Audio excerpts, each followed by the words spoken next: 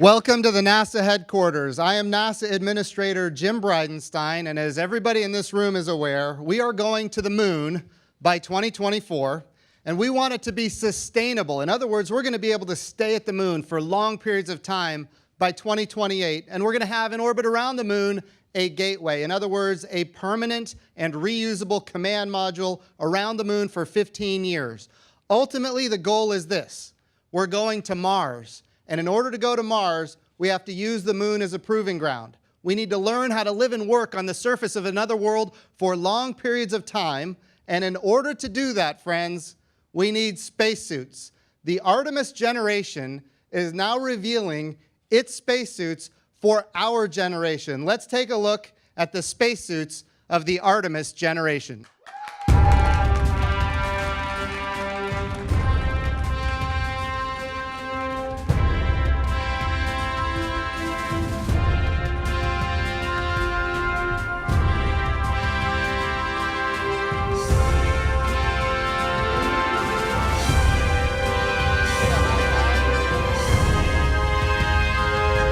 So to be clear, Christine is wearing a spacesuit that will fit all of our astronauts when we go to the moon. And it is also true that we have with Christine Amy Ross, who is a spacesuit engineer, and we have Dustin Gomert, who is wearing not a spacesuit that we're going to have on the surface of the moon, but on the way to the vicinity of the moon. So these are our spacesuits for the Artemis generation.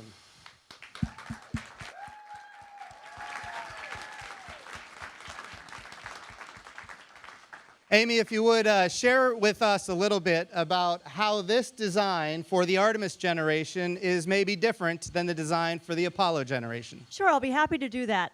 We've been working for a long time to build spacesuits that will do the job on the moon and going on to Mars. So basically, my job is to take a basketball, shape it like a human, keep them alive in a harsh environment, and give them the mobility to do their job.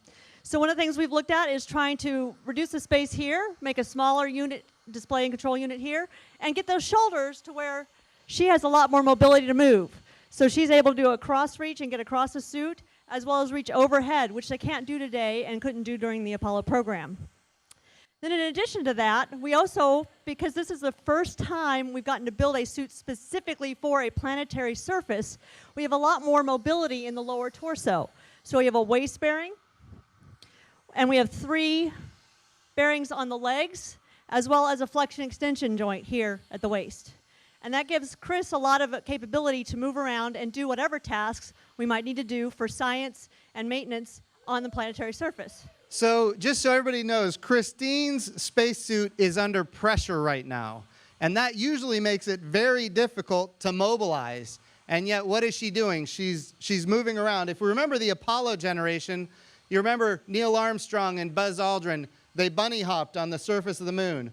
Well, now we're actually going to be able to walk on the surface of the moon, which is very different than our suits of the past. So if you would, Amy, tell us a little bit about the thermal environment on the moon and how this suit is going to be helpful in that environment. Yeah, we normally try to plan for a thermal environment that ranges from 250 degrees Fahrenheit to minus 250 degrees Fahrenheit, with some potentially colder spots in the south pole of the moon. And so we are looking at the materials and the thermal protection for this suit to keep our astronauts comfortable while they perform their job. So you're saying that Christine in this suit would be able to be at plus 250 degrees Fahrenheit or at minus 250 degrees Fahrenheit in the exact same suit? Yes, we can. And so for the moon, we're using materials that allow us to do that. And when we go to Mars, we're going to need a new insulation because that has an atmosphere in Mars, and our insulation depends on the vacuum of space right now. Awesome. And then when we talk about the South Pole, which of course is the goal, we want to get to the South Pole of the moon. It's really cold. Are we going to need to make modifications to this spacesuit for the South Pole missions? So one of the things we're looking at to go to the South Pole is if we need to design some specific thermal systems for the boots, some cover layers, and maybe some active heating to keep your toes warm. So the goal is to get to where all of the water ice is. We know that water ice represents life support. In other words, it's air to breathe, it's also water to drink, it's also rocket fuel, and it's on the South Pole of the moon. This is really amazing. I hope everybody understands the mobility of this suit is astonishing under that much pressure. So let's talk about the pressure. Another risk of being in deep space is the vacuum of space. So tell us, what kind of pressure is she under? Is it 100% oxygen, those kind of things? Certainly. So this suit is designed to operate at 8 pounds per square inch of pressure. Like I said, a basketball is operated around 7 to 9 pounds per square inch of pressure. If you put your finger and your thumb together, and put it on your shoulder, there's about 14 pounds, 15 pounds worth of air pushing down on you right now. So it's a fairly heavy pressure. And then she needs to be able to move under that pressure. So we have to make the suit flexible under pressure. We use 100% oxygen because we're trying to protect the astronaut from decompression sickness. And so that high oxygen concentration and the high pressure then allows her to go out and do a spacewalk quickly and not have the bends, which is decompression sickness. And then we can bring the pressure down because we have a new technology in the life support system, the backpack, that allows her to come down to a 4 pounds per square inch of pressure and have more flexibility in her gloves while she works. And the gloves are key because your dexterity, show us if you can move your fingers. Can you move your... She can't hear us because she's in the vacuum right now. She's under pressure. Yeah, so that's really, really impressive. Okay, so another big challenge when we go to the moon is the lunar dust, which is extremely fine-grained and be very damaging for spacesuits. And of course, we had to learn this for the first time in the Apollo program. So now we can take what we learned and apply it here. Tell us what we've learned and how we're doing things there. Yeah, so my mentor worked on the Apollo suit, and two things I learned were zippers are bad and cables are bad. So we have no zippers and cables on this suit.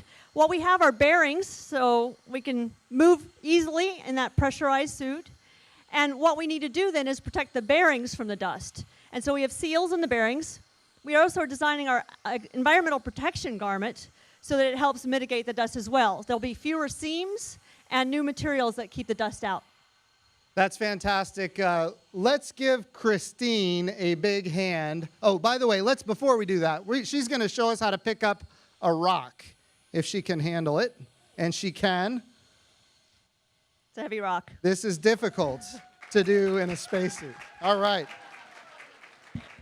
I got the rock.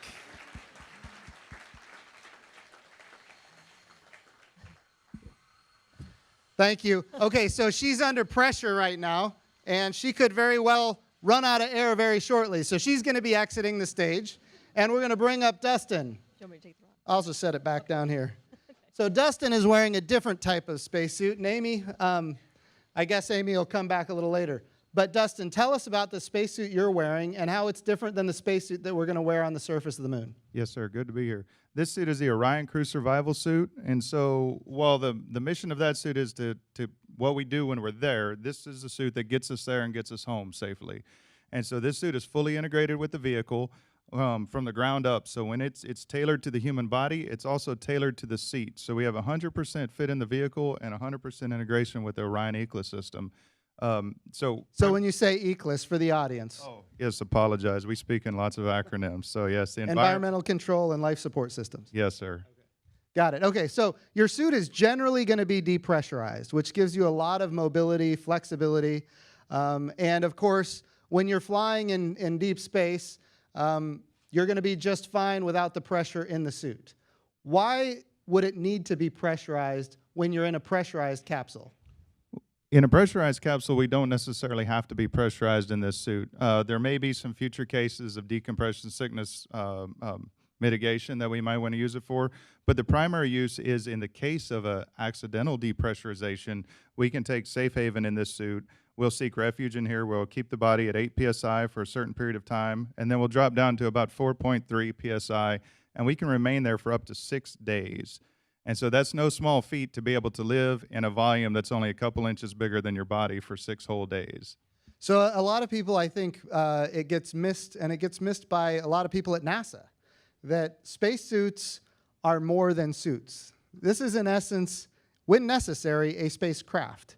And same as the spacesuit that we just saw for the XEMU, which is how we're going to walk on the surface of the moon, it is a personalized spacecraft for a person walking on the moon. In other words, So let's pretend you do have an unfortunate depressurization kind of situation. Maybe a meteorite impacted your vehicle, punched a hole in the capsule, you still got to get home. Now you've got a spacesuit that is providing all of your life support. That's the intent, right? That's correct, sir. So other than the life support, what parts of the mission will you be having, you'll be able to get out of this suit when you're in deep space? That's correct. As soon as we get to orbit, the crew will nominally take the suit off. We talked about the word doffing this morning, which is to remove the suit. We'll stow it for the most of the mission, and we won't put it back on till it's time to come home.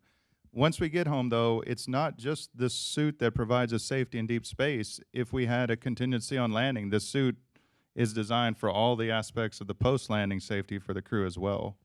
So it has thermal protection? It does have thermal protection, not the same as what the XCMU has, though, in terms of the radiation environment of space. But internally and under this suit, we'll wear garments to manage our thermal environment with liquid cooling. Awesome. So I just want to say thank you to you, Dustin, another spacesuit engineer. Amy, who was just up here, spacesuit engineer. Christine, who was in the XEMU, which is the spacesuit that we're going to use to walk on the moon, also a spacesuit engineer. We have some really talented people. Remember this, we as the Artemis generation are building spacesuits that will fit all of our astronauts. We want every person who dreams of going into space to be able to say to themselves that yes, they have that opportunity. And that's what we're working on right now at NASA. With that, Bettina, I'll toss it over to you. Thank you, Administrator. We're excited about this opportunity to talk about all of NASA's spacesuits and the next generation. We're going to turn it over to Sharon Warner, who's in the lobby with Christine. Now she's depressurized her suit. We have some special guests who want to answer some questions.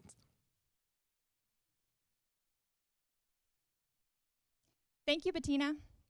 Christine, that was an incredible demonstration of the Artemis generation spacesuit. How do you feel? I feel great. The suit's built for mobility, so it's easy to move in, so I can be able to walk around easily and be able to do dynamic motions. We have some local students here who would like to ask you a few questions. So, Kaim, do you have a question for Chris?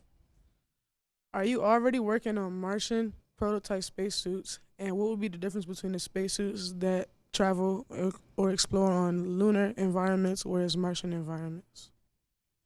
That's a great question. We are already working on Martian spacesuits.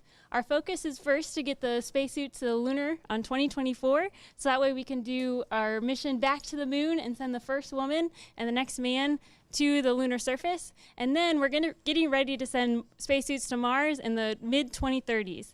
We're doing an experiment on the Sherlock instrument on the Mars 2020 rover to help test our spacesuit materials and see how well they do on the Martian surface. The suits themselves will be very similar between lunar and Martian. We'll have different portable life support systems technology to keep the crew members happy and comfortable in their suits between the difference of lunar and Mars. Antoinette, what's your question? Spacesuits have changed a lot over the decades, but what would be the most significant change made to the new spacesuits compared to the older models? That's a great question too. One of the biggest changes that we made with our spacesuits is we can fit a much larger range of astronauts. We can fit anywhere from the 1st percentile female to the 99th percentile male. In addition, our spacesuits are made for spacewalks, so we optimize the two different functions of a spacesuit. We have the Orion crew survival suit that keeps the crew members safe in the capsule, and then we have the Artemis XCMU spacesuit that's for EVAs for doing spacewalks on the surface of the moon. Great. And final question from Edith. Have you worn any suits before? So I'm an advanced spacesuit engineer at Johnson Space Center. So it's my job to design and build and test spacesuits. I've got the opportunity to try different prototype advanced spacesuits like Z2 and Z2.5 and some of the other suits we've made to get ready for the XEMU, as well as our current spacesuit, the EMU that we're using right now on the International Space Station. Well, thank you, Christine, and thank you to our students. Back to you, Bettina. Thank you, Cheryl. Thank you to Christine, Cheryl, and the kids for these great questions. During the program, we'll be taking questions from members of the audience, students, and also from social media. Use the hashtag AskNASA. Right now, here in the auditorium, we have two additional guests joining the administrator, astronaut Kate Rubens and Chris Hansen, the manager of EVAs, or better known as the Spacewalk Office. So before we start with that panel discussion, on to the administrator for some initial remarks. Well, thank you, Bettina. It's an honor to be on the stage with Kate Rubins and Chris Hansen. I wanted to kind of highlight why we're doing this.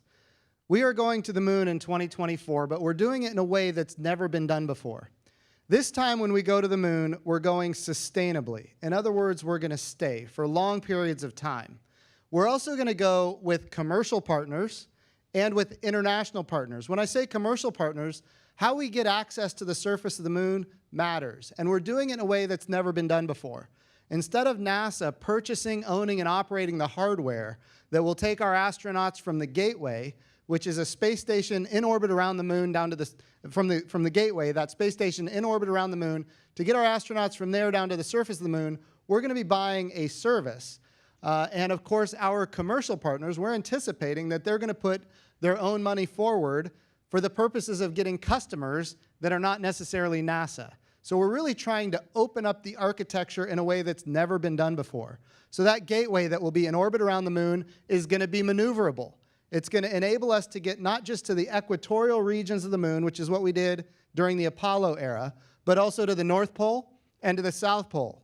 And the South Pole, of course, is what we think is probably the most valuable because that's where there's hundreds of millions of tons of water ice. So we want to go to the moon with commercial partners. We also want to go to the moon with international partners. So when we build an open architecture gateway in orbit around the moon, the way we do docking, the way we do communications and data, avionics, all of these things are going to be available to the public. Environmental control and life support systems, all available to the public online. What does that mean? That means if you're a private company and you want to do a mission to the surface of the moon, you could integrate into our open architecture. If you're a small country and you want to have missions to the surface of the moon, you can integrate into our open architecture. Maybe you're a scientist and you want to do astrophysics missions looking into deep space from the far side of the moon. You will have that opportunity on the gateway or using the gateway as a comm or data relay that otherwise would not be available. We are looking to do things in space that we've never been able to do before using the moon, ultimately creating the architecture that we can replicate at Mars. So we're going with commercial partners, international partners. We're going to utilize the resources of the moon, namely the water ice. The water ice is life support. It's also rocket fuel. And ultimately, we're going to take all of this knowledge from this architecture in orbit around the moon, and we're going to take it to Mars. And we think that that is possible in the mid-2030s. So I just want to say, Kate Rubins, thank you for being with us. And of course, so people know, Kate is a veteran astronaut of NASA. She has done one long-duration mission on the International Space Station and is a veteran of 2 spacewalks. Let me ask you, Kate, are you ready to go to the moon again? Absolutely. Yeah, thank you very much. This is great to be here. And it's really fantastic to see these suits and to let everybody see the mobility and the functionality of these suits. This is a really big step up from the current suits that we're using on board the ISS that we did our 2 spacewalks in. So tell me, when you look at the suit here compared to what you flew with on the ISS, obviously walking on the moon is different than floating in space. What are some of the big differences you see and some of the challenges? Yeah, so I actually did a lot of the testing of the initial versions of this suit, and so got a chance to perform some of these activities underwater in our giant neutral buoyancy laboratory, and then compare those same sets of tasks with our current spacesuit. And let me tell you, there's a huge difference. So the mobility is one of the biggest things. The fact that these bearings kind of go in gives you that great shoulder mobility that you saw. And that's very important for things where we're doing geology tasks. If you need to pick up a rock, if you're examining something, if you're planting a scientific instrument, you need that upper torso mobility. In addition, we can walk around in it, and this is pretty important. When we're on ISS, the legs aren't very useful during a spacewalk. We're mostly just floating there. But obviously in the lunar environment, we're going to need to walk around. And the more mobility you have, the more tasks you can get done, the more science you can accomplish, the further you can go. Absolutely. Chris, what are your thoughts? Comparatively, compared to other suits that you've been involved in the past, big differences and concerns that you may have going forward? So as we've mentioned before, the current EMU really has been a beautiful machine. It's served us well really through the shuttle program, through the station program. It's worked really well, but it was designed to work in microgravity. Works great for supporting the space station, but when we go to other destinations, down to the surface of the moon, in orbit around the moon, on the way to Mars, the surface of Mars, we need a different suit. As Kate said, the legs aren't super useful on board space station, so we need to find a way to get the crew to move around. In addition to that, technology has changed a lot since we started working on these. These new suits have a lot of new technologies embedded in them. They're significantly more reliable than the EMU that we use today. They've got redundant parts in it, redundant components. There's a good example. The CO2 scrubbing system that we use today has a limited amount of CO2 that it can scrub, and once we're done with that, we have to end the EVA. This new suit continuously scrubs CO2, so it will no longer be a resource limitation going forward. So there's a lot of technology that we've infused into this new suit that we're excited to take to new destinations. So when we think about beyond the XEMU suit, which we're going to use to walk on the moon, we have the suit that we're going to fly to get to the vicinity of the moon, and we need that to be ready. No kidding, maybe within even a year. Are we going to be ready within a year for that to do Artemis 1? For sure. That's, again, Dustin's job is to make sure that that suit that he showed you a little bit earlier is ready to go.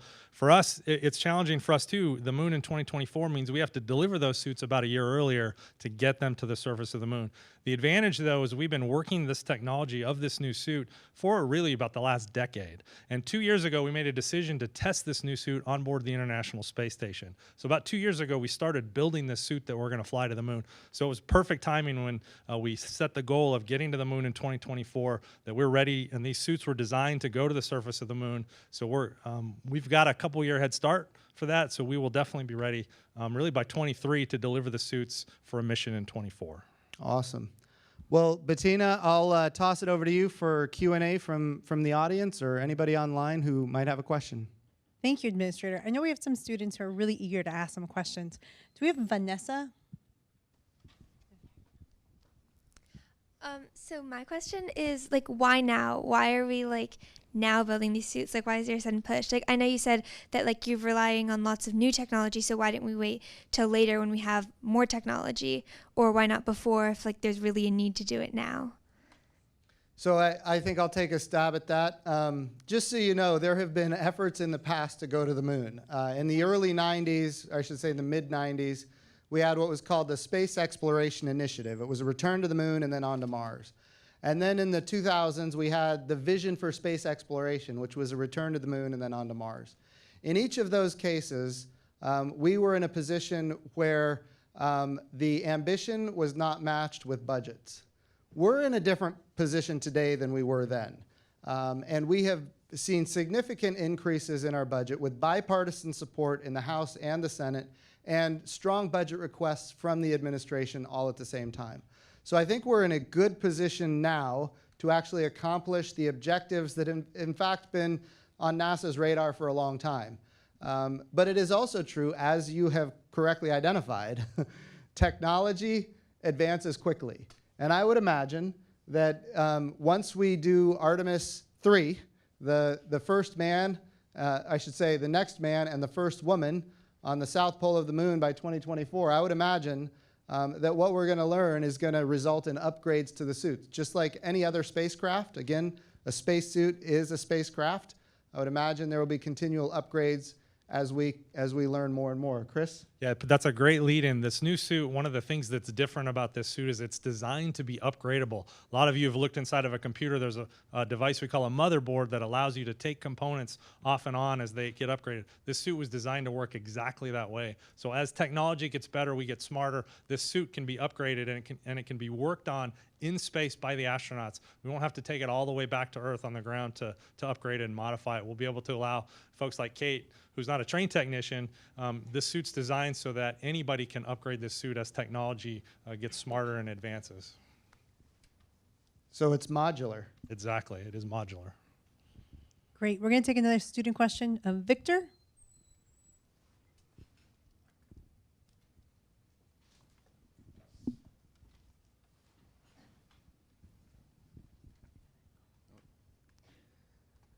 How does a space suit protect astronauts from radiation? Well, that's a great question. I'll tell you the best way to protect astronauts from radiation in deep space is to get them to the surface of other planetary bodies.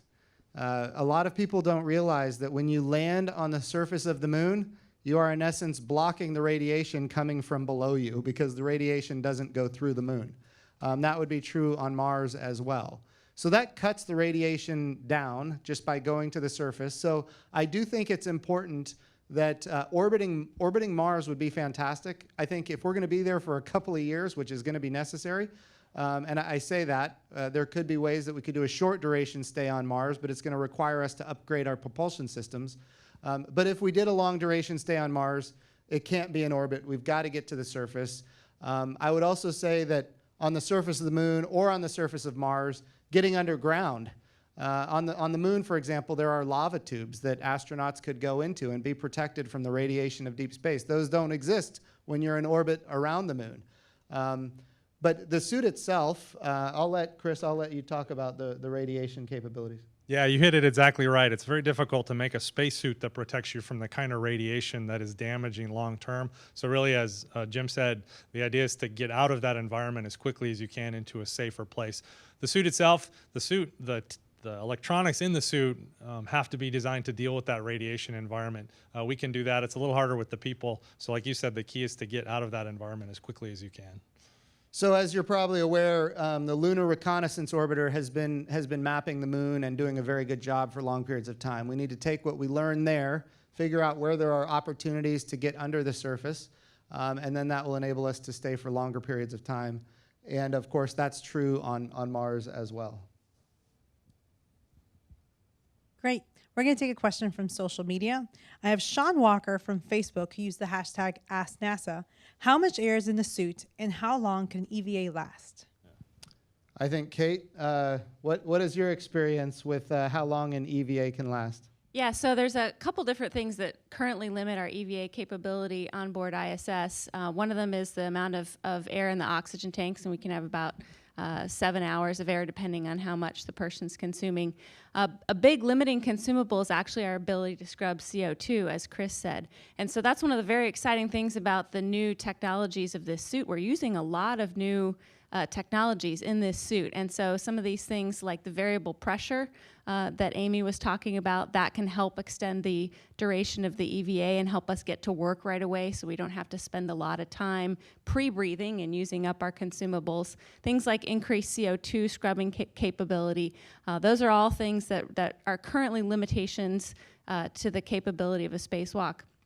We imagine that spacewalks are probably not going to last much more than 8 hours. It's like running a marathon or a weightlifting session at the gym, and you don't want to do that for too much more than 8 hours. So that's our plan for lunar surface. But one of the things, because this suit has so much flexibility and capability, you can do an EVA and then you can get back in the suit and do another EVA the next day, and you're not going to be real beat up about it. Chris? Yeah, so just to add, so the new suit has air tanks in it that will hopefully allow us to get up to 8 hours, like Kate said.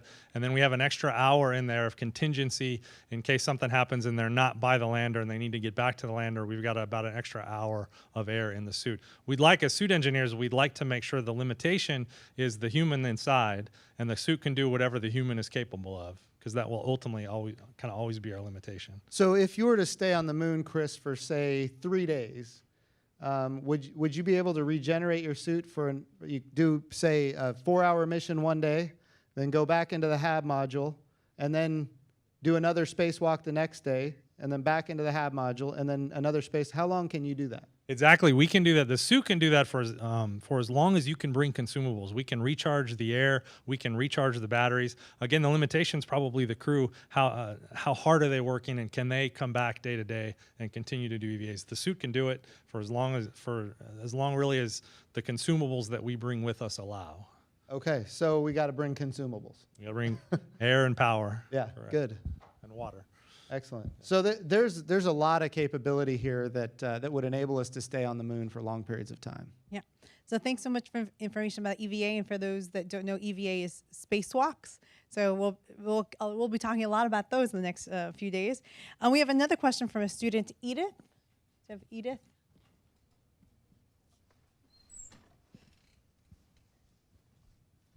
Well, we'll take a question from the member of the audience. Anyone in the audience? Hi, thank you. I am an educator, and my students who love space and NASA and have no idea about all of the jobs that are available, what advice would you give to them to make all of their NASA and space dreams come true? All of the jobs available at NASA. So, great question. What is it? USAjobs.gov? Is that where you go to get the jobs information? USA Jobs. That's how I got my job. There you go. There you go. Astronaut. USAjobs.gov. So I think there were some qualifications she might have had that were important. But to the point, absolutely. NASA has job openings even right now, and of course we would encourage people to apply. But it's also true that when we look at the future of space exploration, it's not just NASA. We are going to partner with commercial industry because we want them to have customers that are not NASA. We want to be, especially in low Earth orbit, we want to be one customer of many customers in a very robust commercial marketplace for human activity in low Earth orbit. So what we're looking to do, and we're using the International Space Station for this right now, we're looking at 2 lines of effort that could have significant breakthroughs for the commercialization of low Earth orbit. One is industrialized biomedicine. We can compound pharmaceuticals in a microgravity environment in a way that you cannot do on Earth. We are proving that we can print in 3 dimensions human organs that you cannot do on Earth. If you do it on Earth using adult stem cells, if you do it on Earth, the tissue just goes flat because of the gravity well. And of course, in order to combat that, you have to build a lattice structure for the tissue to grow around. But if you do it in a microgravity environment, you can actually do it in a way that doesn't require that lattice structure, which is tremendously positive. These are just a few of the amazing breakthroughs. I really think we are 3 to 7 years away from at least one major breakthrough that will result in the industrialization of low Earth orbit in a way where private capital will flow into habitation in low Earth orbit. In other words, commercial space stations. And what NASA has already done is we've invested in commercial resupply of the International Space Station, so those commercial habitats will have resupply capabilities. We have invested now in commercial crew, and in the first part of next year, we're going to once again launch American astronauts on American rockets from American soil for the first time since the retirement of the space shuttles in 2011. That's going to be a really positive development for our country, but it's going to be commercial. In other words, NASA doesn't purchase, own, and operate the hardware. We buy the service from commercial industry. And of course, we want to see a lot of robust commercial habitats in low Earth orbit as well. Ultimately, what that enables us to do is then take the resources that the taxpayers give us and go to the moon and onto Mars, always keeping an eye on commercialization even there. The goal here is to expand humanity further into space than ever before, and commercialization is a key component. I talked a lot about industrialized biomedicine. There's also a lot of advanced materials that are being developed. Z-bland, we talk about fiber optics that can be created in a very pristine way in a microgravity environment that you cannot do on Earth. And of course, that means that the fiber optics manufacturing, the business case could close to do manufacturing of fiber optics in space. We're looking at creating materials for, say, a retina. We can do retinal implants using materials that you can create in space that you cannot create in the gravity well of Earth. And what that means is that, look, if a retinal implant, if you've got a $75,000 reimbursement from Medicare for a retinal implant, the business case closes. And if you can take up a small box to the International Space Station with able to manufacture 1,000 retinal implants, there's a business case to be had there. And so people who have macular degeneration might not have to lose their eyesight. So we are using the space station for advanced materials and industrialized biomedicine, believing, and I really believe this, that we are 3 to 7 years away from a significant breakthrough that is going to result in capitalization and resources flowing into the space commerce industry. And when that happens, NASA will be able to do more, explore deeper. We will always be a customer in low Earth orbit. But what we want to see is a day where there's maybe 1,000 people like Kate Rubins that can fly into space, and even more. That's what we're looking to achieve, and commercialization is the way to do that. And NASA is helping build that. So I guess my point is to your students, usajobs.gov, but don't dismiss all of the great private sector development that's underway right now, because there's going to be a lot more opportunity for the future. Can I get a quick plug in? So I have 3 children myself, so your question is really important to me. The one thing I want to do is promote STEM, science, technology, engineering, and math. Not every job at NASA is STEM, but a lot of our jobs are. And the one message I want to give you, for those of you that saw Christine up here in the suit, she had a huge smile on her face. We don't sit around doing math problems. We do really fun things. We build fun tools and we go to fun places, ask Kate. So I tell your kids, it's not too hard to do it. Any of you can do it if you're willing to work hard. So work hard, get in the STEM fields, and come join us in exploration. Great information. Thank you so much. We're going to take a question from social media, and then we're going to go to Annika, one of our students, talking about STEM, to ask a little bit more about that. From Twitter, I know we talked about this a little bit more, but it's important to highlight. Jakira from Twitter says, with mobility being improved, do astronauts still have to bunny hop to move around the moon? Yeah, so that's one of the advantages of the suit. We probably will see some kind of hopping motion because of the lower gravity environment on the lunar surface. And we actually try some of this out underwater in the pool, and I actually was part of a mission that NASA did that did a little bit of lunar gravity testing on the seafloor. And so you get a bit of a hopping motion. But because you are able to move your joints in a unique way with this new spacesuit, it'll be a much more natural walking motion. The other thing is that it gives you flexibility to do things like reach all the way down to the ground. And you can imagine, you saw Chris doing some squats up here, and she was smiling the whole time. She was enjoying it. You're going to have to do a lot of that kind of motion on the lunar surface. And if that's incredibly difficult, you can imagine that would wear you out after 6 or 7 hours. And so the suit is built with the human in mind so that we can do all of these tasks and then wake up the next morning on the moon and do them all over again. Fantastic. So do we have our students? I know there was one more question from our students. Great. How does the portable life support system filter out CO2 when the astronaut exhales? Oh, so let me take that one. So if we talk about the EMU, it uses a chemical called medox that as they breathe through that, it actually takes that CO2 and chemically it keeps hold of it so it doesn't get out. So we actually take it out of the airstream. The problem is once that gets full, it won't take anymore, and the CO2 will pass on into the astronaut, into the rest of the suit, so that's not a good thing. So the new suit actually does something different. We actually have 2 different beds. One of them sucks up the CO2, and while it's busy doing that, the other one actually gets exposed to vacuum and heat, and we actually burn off CO2. And when it's done, it just switches over to the other one, and we just keep going back and forth, burning off the carbon dioxide into the vacuum of space. So we can keep doing that for as long as the suit is running. Thank you. We're going to take a question from the audience. Oh. Sure. Yeah, my question was actually about Mars, but let me bring it down to Moon 2024. How would it be broadcasting from the moon? Would it be like high definition, like we watch sports around the world, or would it still be fuzzy like before? Oh, it'll be high definition. It'll be beautiful. It'll be the most beautiful imagery of the moon you've ever seen. And I can't wait until we have that happen. So the reality is, if you look at what you guys have been doing on the International Space Station, the imagery that we get back from the International Space Station is absolutely phenomenal. It's gorgeous. It's crystal clear. And I think we can take that technology all the way to the moon and have it be very successful.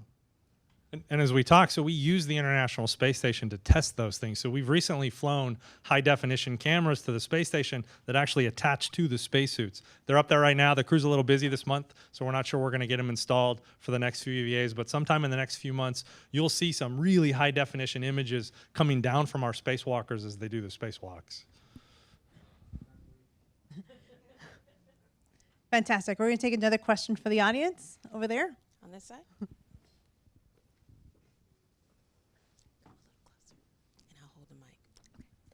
Hi, I'm Caitlin Singham. I'm a systems engineering and biology student at the University of Maryland. And my question is that since we're using the moon as a testing ground for Mars, does the XEMU integrate planetary protection measures in order to ensure that explorers can successfully reconcile the goal of establishing a human presence on other planets with the scientific obligation to maintain the integrity of natural environments?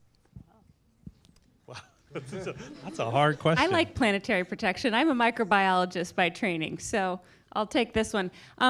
We are taking into account planetary protection, obviously, in all of NASA's designs. One of the really interesting things is to actually take that and turn it on its head and think about using the lunar surface as a test bed. We can use detection methods there to try to identify what our catalog of microorganisms is in this architecture of the suits. We're also doing these kinds of things on board the International Space Station. This is a really unique opportunity to see what the microbiome is of a closed space environment. And so all of the things that we learn on ISS and the lunar surface are really going to help us with our planetary protection goals when we go to Mars.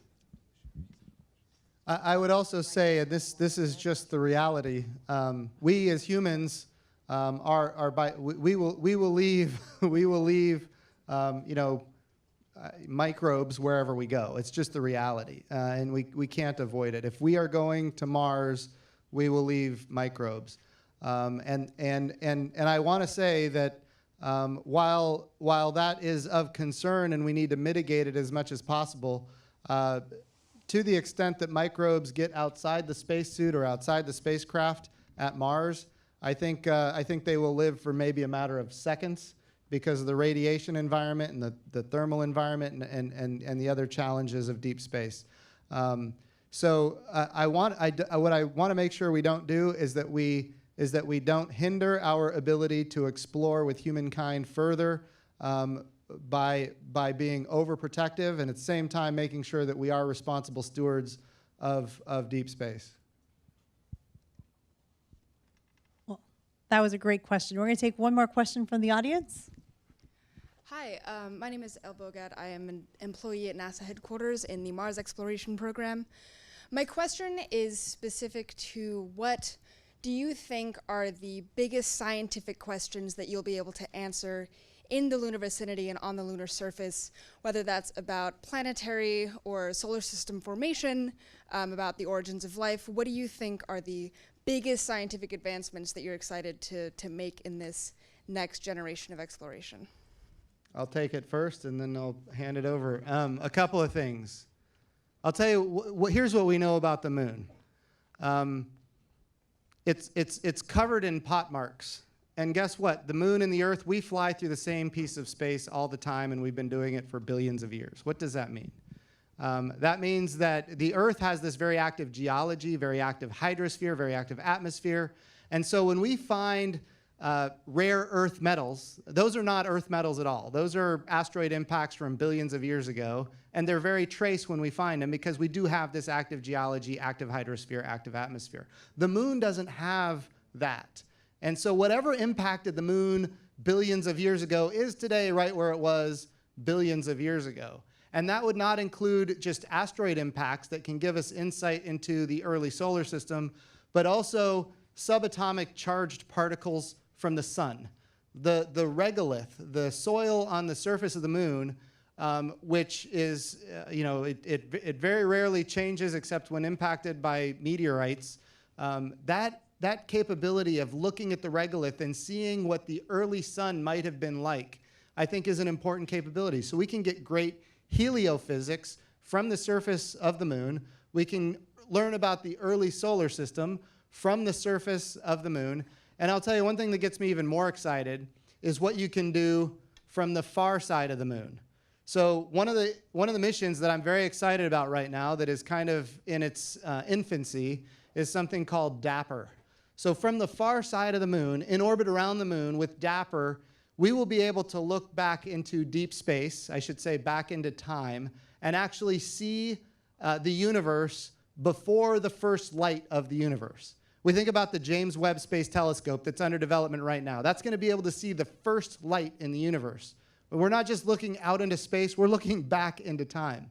And then what DAPPER could do from the far side of the moon, where it's extremely quiet from an electromagnetic spectrum perspective, with DAPPER you're going to be able to see even before the first light, what we call the dark ages of the universe, after the Big Bang and before light happened.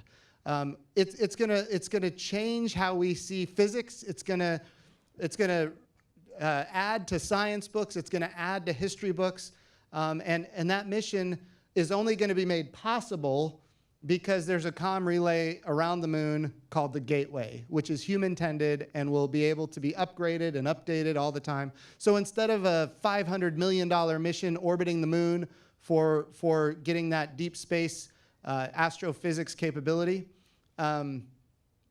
instead of a $500 million mission, we could do it for, say, $90 million.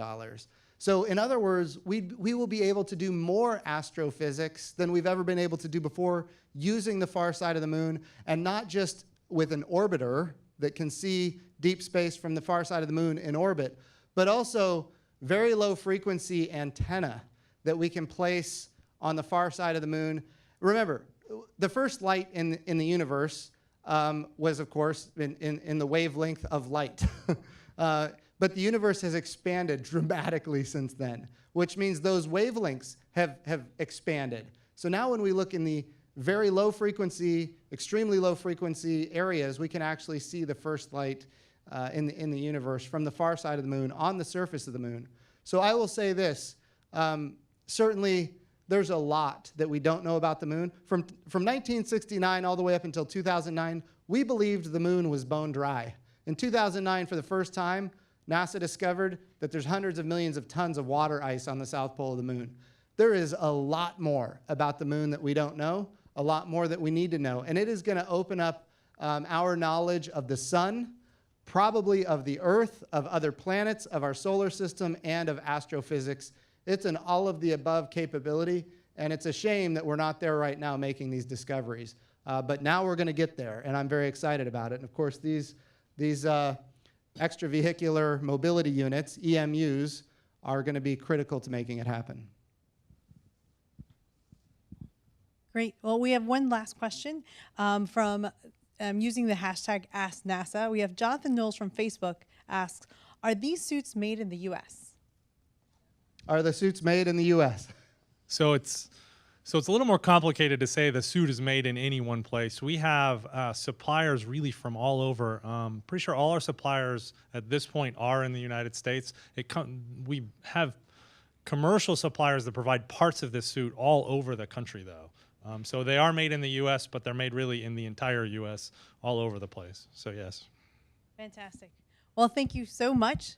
We're really excited about today's show. We're going to, with a big hand of applause, we're going to welcome back our spacesuit engineers, Dustin and Christine.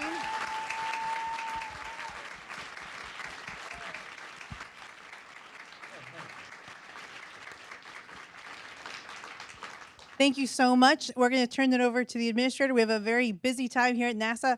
We have spacewalks, we have going to the moon, we have lots of incredible activities, and we're going to have him wrap it up. Awesome. Thank you, Bettina. I want to thank all of our engineers and our astronaut here. This is an exciting time for us.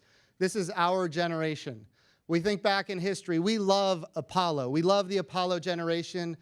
We just celebrated 50 years of Apollo, and I was out on the National Mall. I saw literally 500,000 people descend on the National Mall to celebrate a historic, very positive achievement in the history of humanity. And I can tell you, as a former member of Congress, I've seen 500,000 people on the National Mall before, and they're never happy.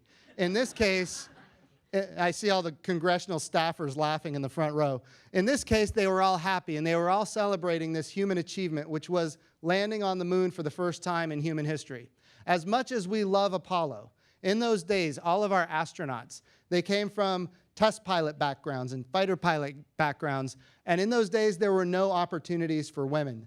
Today, we have an extremely diverse, highly qualified astronaut corps that includes women, and they are extremely excited about going to the moon. And it just so happens that in Greek mythology, Apollo had a twin sister, and Apollo's twin sister, her name was Artemis. So this time when we go to the moon, we go with all of America under the name of Apollo's twin sister, Artemis. But one thing that is important to remember, and this cannot be overstated, what we are doing is difficult. It's challenging. And in fact, in some cases, it's dangerous. We do everything we can to mitigate risk. And these spacesuits and the new designs are a critically important part of making sure that we are mitigating as much risk as possible. But we cannot dismiss, as we go forward, that space is hard. And let's close with a video. We call it Space is Hard. Space travel is hard and unforgiving. It's always been and always will be. It's going to be hard. There's a new chance of death. Going in a little can through deep space, it's a very harsh environment. We think you can come back, but nothing is certain. There are all sorts of challenges we'll face on deep space missions. Communication delays, radiation protection, isolation of the crew. So it is not surprising that some would have us stay where we are. There's never going to be zero risk. When you're breaking the bonds of gravity, that's just part of the deal. And it is one of the great adventures of all time. Okay, all flight controllers, go for landing. Retro, go. Fido, go. Guidance, go. That challenge is one that we're willing to accept. Surgeon, go. Man in his quest for knowledge cannot be deterred.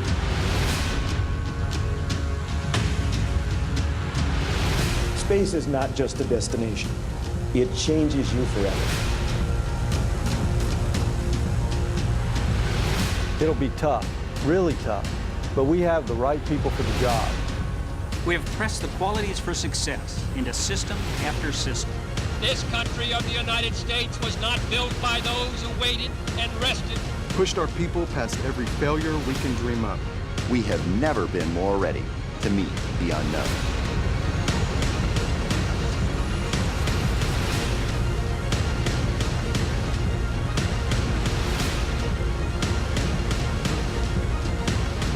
Through Artemis, we will once again explore beyond our world.